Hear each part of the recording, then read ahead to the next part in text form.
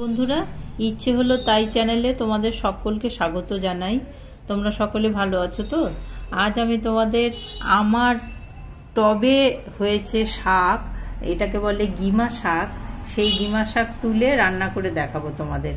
এই গিমা শাকগুলো এবার ভালো করে বেছে ধুয়ে কেটে নিই। গিমা শাকের এরকম পেছন দিকটা পোকা থাকে, সেটা উল্টে দেখে নেব পোকা আছে কিনা। এবার এরকম করে ডাঁটিটাকে ধরে আলতো হাতে এরকম সরু করে পাতাগুলো ছিঁড়ে নেব, দিয়ে এটা ফেলে দেব।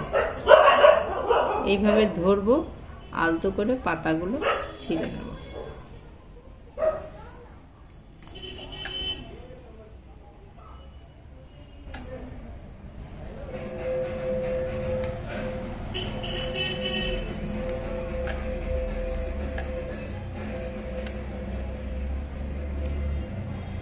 ডাঁটিগুলো নেব না, ডাঁটিগুলো শক্ত আর তেতো বেশি।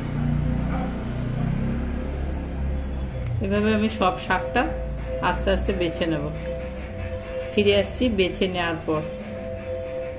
একটা ধুয়ে আমি একটা স্ট্রেনারে জল ঝরাতে দিয়েছি, আর একটা আলু, আমি এর শাক অনুসারে যতটা আলু লাগবে সেই পরিমাণে একটা আলু কেটে জিরি করে কেটে ধুয়ে রেখেছি। গ্যাসে কড়াই চাপিয়ে দিয়েছি। এবার কেটে রাখা আলুর টুকরোগুলো দিয়ে দেব এই তেলে। তেলটা হালকা গরম হয়েছে।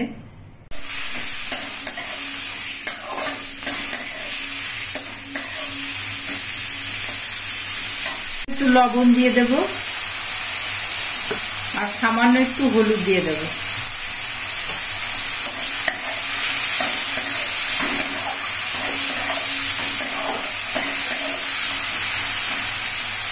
খানিকক্ষণ 2 মিনিট মতন একটু হতে দেব, ঢাকা দিয়ে ফিরে আসছি 2 মিনিট পর। ফিরে এলাম 2 মিনিট পর। ফ্লেমটাকে একদম কমিয়ে দিচ্ছি, ঢাকনাটা খুলে নিচ্ছি। আলুটা একটু নাড়িয়ে নিচ্ছি।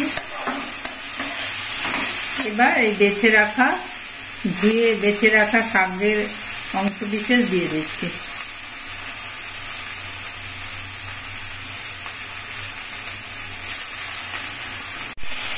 এবার বেশ করে নাড়িয়ে মিশিয়ে দেবো আলুর সাথে।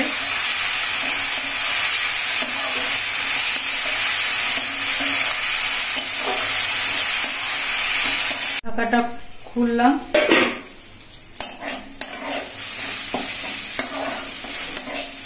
হয়ে গেছে, মোটামুটি হয়ে গেছে। এবার গ্যাসের ফ্লেমটাকে একটু বাড়িয়ে দেব, সামান্য একটু নাড়াচাড়া করব।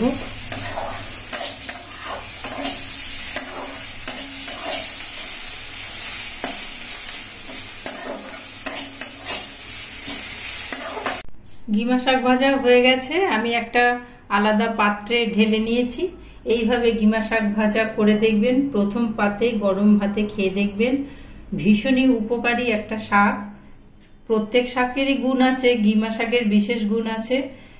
এই শাকটি তেতো, গরমকালে খেলে শরীর খুব ভালো থাকে, শরীরের পক্ষে ভীষণই উপকার।